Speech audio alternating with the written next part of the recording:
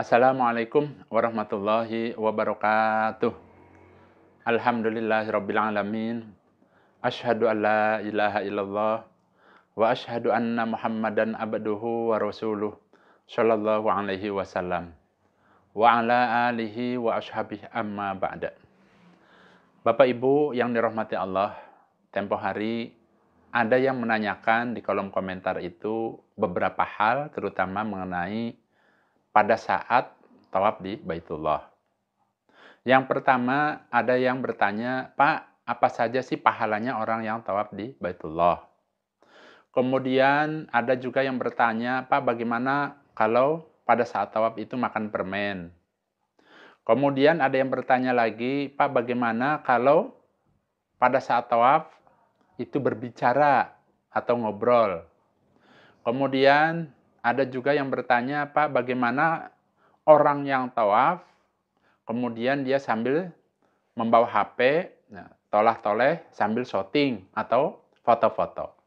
Nah, dari beberapa pertanyaan ini, ya, tadi apa saja pahalanya dan tadi pertanyaan-pertanyaan yang saya sampaikan itu insya Allah semuanya berkaitan. Jadi kali ini saya akan menjelaskan pertama apa saja yang didapat atau pahalanya apa saja sih orang yang melaksanakan tawaf di Baitullah. Ya, karena tawaf di Baitullah itu merupakan rukun umroh. Ya, jadi hukumnya wajib dilaksanakan pada saat orang itu melaksanakan ibadah umroh. Tidak terkecuali ya, bagi orang umpamanya yang susah berjalan.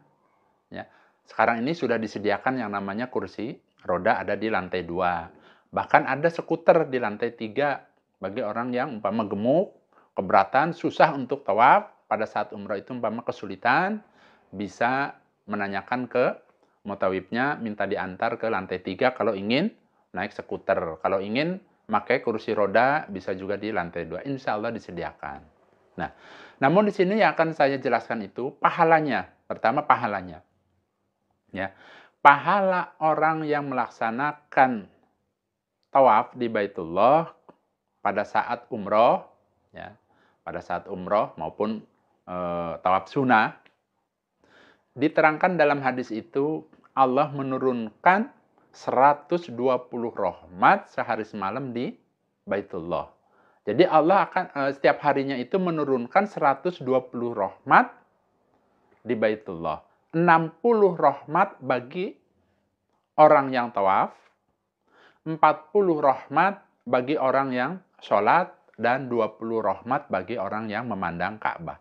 Memandang Ka'bah saja umpama tidak hafal doanya, itu akan mendapatkan 20 rahmat, ya, mendapatkan pahala dari Allah. Umpama tidak hafal, silahkan Bapak Ibu memandang Ka'bah, niatkan karena ingin mendapatkan pahala dari Allah.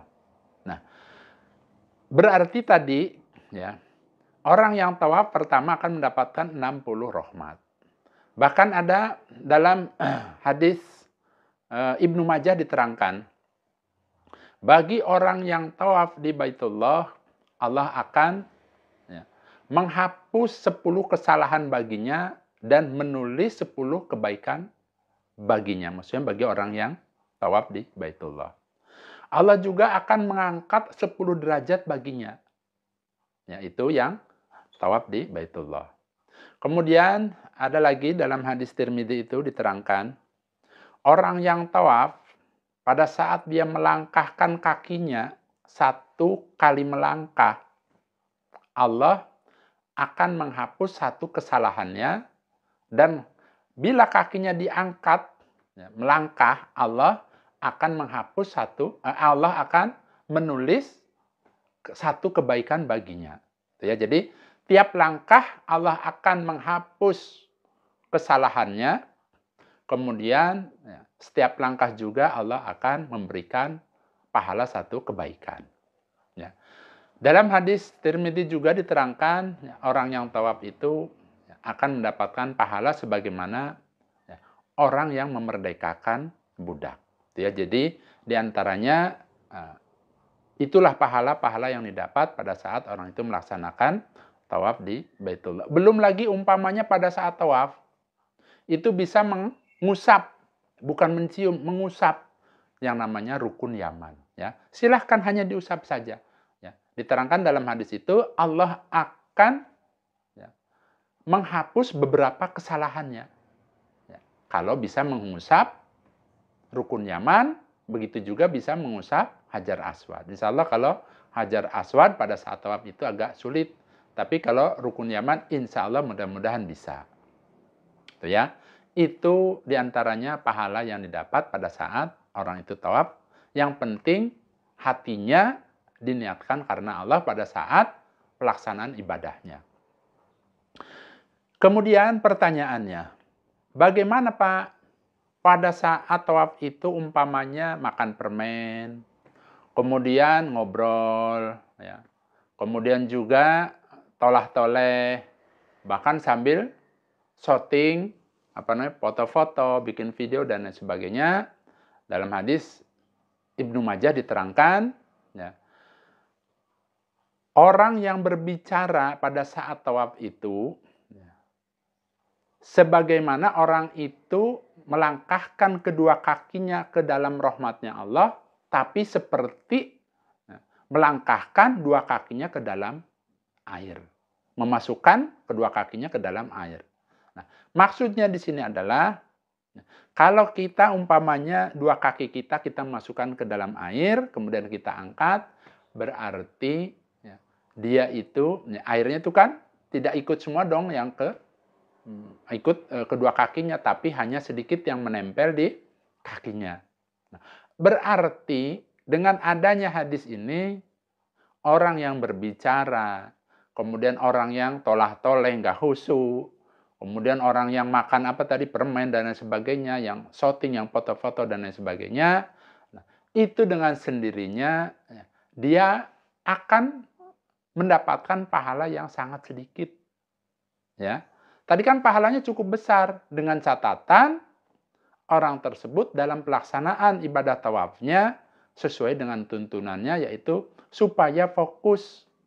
Karena yang namanya tawaf di Baitullah itu juga merupakan ibadah.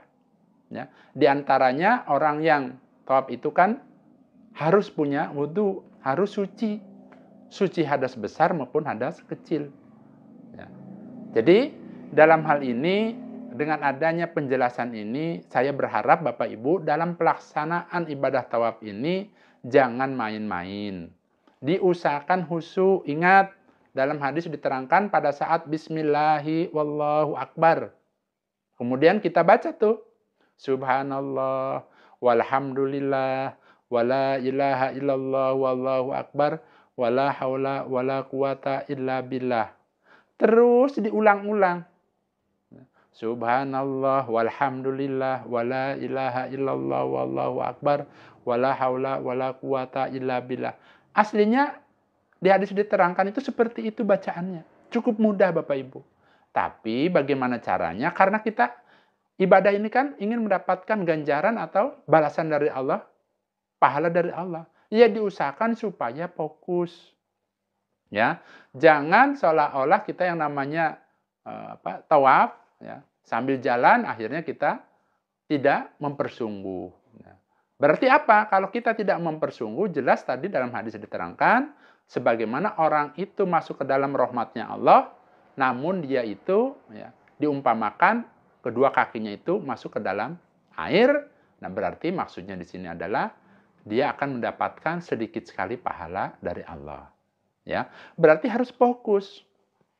Ada lagi yang bertanya, Pak, bagaimana pada saat tawaf kemudian Hijr Ismail terbuka, ada kesempatan untuk sholat? Jangan, karena tidak ada tuntunannya. Kalau kita pada saat tawaf, ya tawaf saja. Umpama di lain kesempatan, setelah selesai tawaf, setelah selesai umrohnya, besok-besoknya, umpama ingin masuk ke Hijr Ismail, silahkan. Ya, sekarang ini modelnya diantri, model antrian. Kalau zaman dulu kan rebutan, insya Allah sekarang sudah ditata rapi, ikut ngantri, insya Allah bisa masuk ke situ. Itu ya. Jadi saya berharap dengan adanya penjelasan ini Bapak Ibu bisa mempersungguh tawafnya, karena ini merupakan rukun umroh yang wajib dilaksanakan dan jelas pahalanya sangat besar. Nah, itu diantaranya jawaban beberapa pertanyaan yang disampaikan di kolom komentar. Ya, mudah-mudahan Allah memberikan manfaat dan barokah. Alhamdulillah, jazakumullahu khairan. Bila masih ada yang ingin ditanyakan, silahkan tanyakan saja di kolom komentar. Mudah-mudahan ya, saya bisa menjawabnya, mudah-mudahan saya sehat dan longgar. Dan apabila dalam penyampaian ini ada hal-hal yang salah dalam penyampaian, saya mohon maaf. Bila ada yang kurang, silahkan ditambahkan. Alhamdulillah, jazakumullahu khairan. Saya rasa itu saja Bapak Ibu. Saya pamit. Wassalamualaikum warahmatullahi wabarakatuh.